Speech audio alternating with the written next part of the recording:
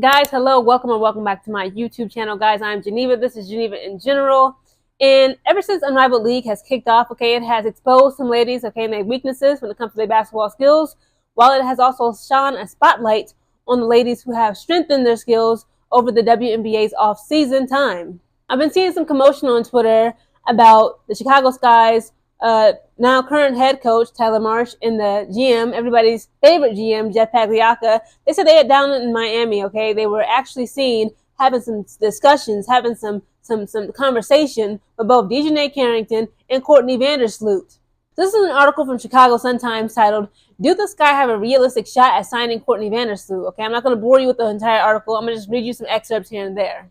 It says Courtney Vandersloot was drafted by the franchise with the 3rd overall pick in the 2011 WNBA draft and spent 12 seasons in Chicago before leaving in free agency 16 months after helping bring the city to its first WNBA title. So Courtney Vandersloot, guys, if you don't know, she is currently part of the New York Liberty squad. Okay, they just won the 2024 WNBA title and championship. She also won, again, she used to play for Chicago Sky, Courtney Vandersloot.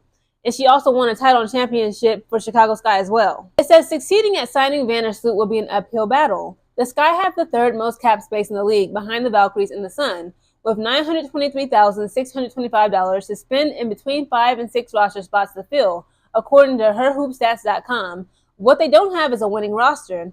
Getting realistic consideration from Vandersloot will require Pagliacca to pull off at least one other considerable move to fill out his backcourt.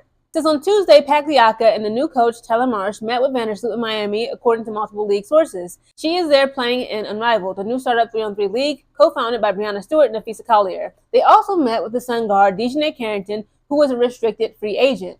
Vandersloot has been transparent about her priorities as a free agent, telling the media she wants to play for a competitive team and a franchise that takes care of its players. And she quotes, "I want to have the ball in my hands and create the way I think that I can."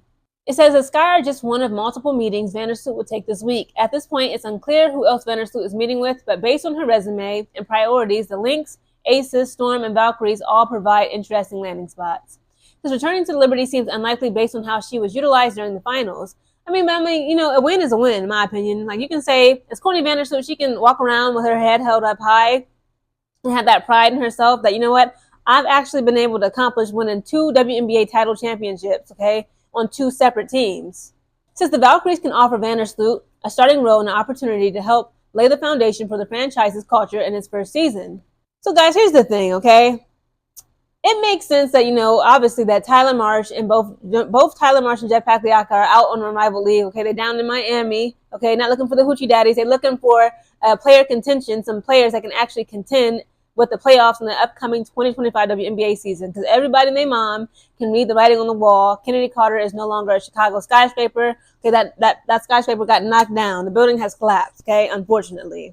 But honestly, again, I respect Courtney Vandersloot. Y'all know I love me some Dijonai Carrington zone. Okay, I got her jersey. But no, okay, I say no to both of them. Again, I'm going to keep on defending Kennedy Carter with my last breath. No one compares to her. She is the top, I don't even want to say top 10, top 5 guards, top 5, one of the most top 5, maybe top 10 leading scorers of the WNBA. Courtney Vandersloot and Dijonai Carrington combined do not do what Kennedy Carter does, and I'm going to prove it. So if you go to ESPN, one of my trusty references and sources on my channel, Courtney Vandersloot, it shows that her latest WNBA 2024 stats, okay, for the New York Liberty, this is her 2024 regular season stats. It shows that she was averaging per game, guys, this is per game, 6.4 points, 2.6 rebounds, 4.8 assists, and 0.8 steals. And let's go to Dijonai Carrington. Her past current WNBA season stats for the Sun, okay, the Connecticut Sun, she was averaging per game 12.7 points, 5.0 rebounds, 1.6 assists, and 1.6 steals. Now, Kennedy Carter, her past Chicago Sky 2024 WNBA average stats, again, this is her average. She was bringing to the table 17.5 points, 3.5 rebounds, 3.1 assists, and 1.1 steals. Again, I don't want to be ageist or bring up age, okay? Because look at Diana Taurasi, and that's in a whole other video, okay? She's 42 and she's out here, still doing what she needs to do. But Courtney Vandersloot is 35 years of age, guys. She was born February 8th, 1989. That means come next month, February 8th, birthday girl will be 36 years of age. Dijonai Carrington, her birthday was just this past January 8th. She turned the big 27, okay? She's 27. Kennedy Carter is 26. She will also be turning 27 sometime this year, okay? she just has more, youth is on her side, is what I'm saying, okay? Now, Courtney Vandersloot, she seems like she's in great shape. She's in incredible shape for a woman to be in her mid-30s, for a woman, period, okay?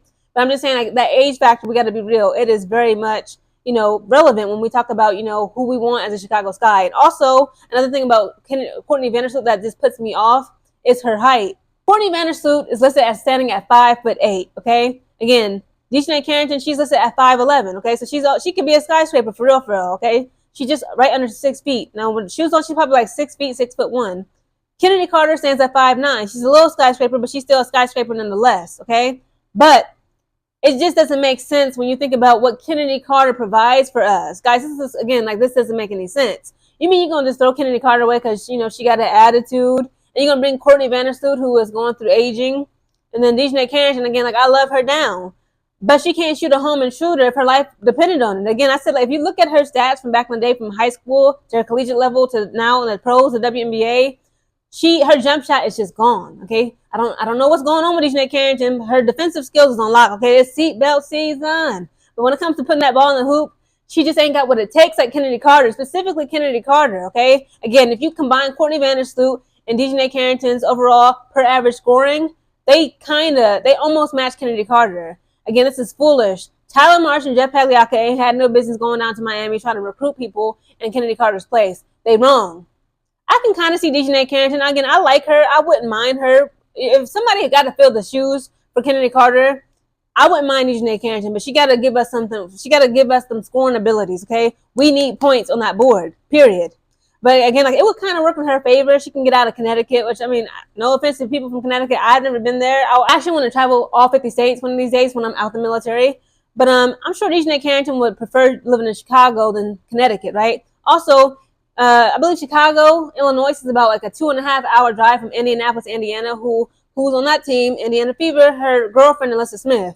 So I'm sure she wouldn't mind, being just a 2-hour drive away from her girlfriend. So it does make more sense, like, in her personal life. But again, Courtney Vandersloot, as talented as she is, Dijonai Carrington, as talented as she is, if you combine these stats together, they still ain't messing with Kennedy Carter, a.k.a. who gonna guard her, a.k.a. Miss Hollywood.